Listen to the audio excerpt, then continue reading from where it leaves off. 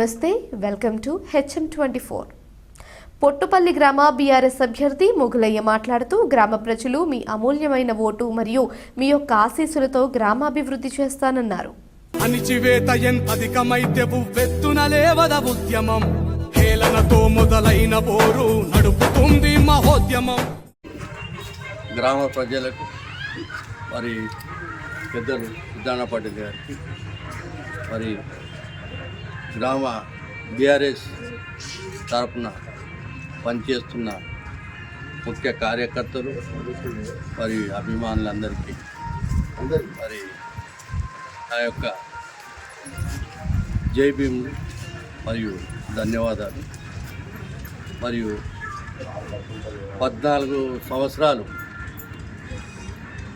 గౌరవ ముఖ్యమంత్రి వర్యులు మరి ఆయన ఎన్నో ఉద్యమాలు చేసి మరి ఆయన ప్రాణాన్ని తెగించి మరి సావు అంచుల వరకు వెళ్ళి ఈ యొక్క తెలంగాణను సాధించి తెలంగాణ ప్రజలకు మరి అప్పచెప్పినాడు. మరి ఎన్నో సంక్షేమ పథకాలు, నీటి వసతులు మరియు ఇరిగేషను మరి మరి కాళేశ్వరం ప్రాజెక్టు ఎన్నో మరి ఆయన 10 సంవత్సరాల్లోనే మరి తెలంగాణ ప్రజలకు అభివృద్ధి చేసి అప్పచెప్పిండు. మరి ఇప్పుడు మరి కాంగ్రెస్ ప్రభుత్వం 6 గ్యారెంటీల పథకాలను మరి అబద్ధాలు చేసి మోసపూరిత మాటలను చెప్పి మరి ప్రజలను మోసం చేసి మరి ఆయన ముఖ్యమంత్రిగా గెలవడం జరిగింది.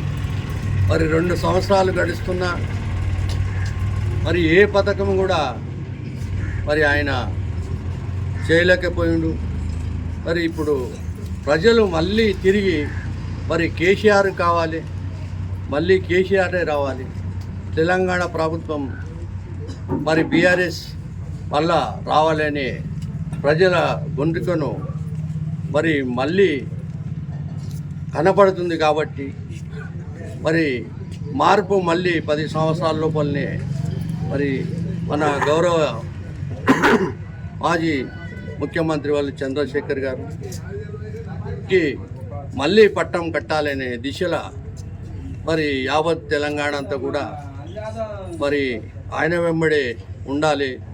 రాష్ట్రాన్ని మళ్ళీ మిగిలిన అభివృద్ధి పనులన్నీ కూడా ఆయన వస్తేనే చేస్తాడని నమ్మకంగా ప్రజలు ఉన్నారు. కాబట్టి మరి నా గ్రామం తరపున మరి నా గ్రామ పెద్దల తరపున మరి ఓటర్ల తరపున నేను గౌరవ మాజీ ముఖ్యమంత్రి చంద్రశేఖర్ గారికి నా యొక్క అభినందనలు మరియు గౌరవ ఎమ్మెల్యే మాణిక్రావు కూడా మరి నన్ను బలపరిచి నా గ్రామంలో వచ్చి అందరి పెద్దలకు కూడా మరి కార్యకర్తలకు కూడా సంజాతి చెప్పి మరి ఆయన్ను మళ్ళీ మనం గెలిపిద్దాం.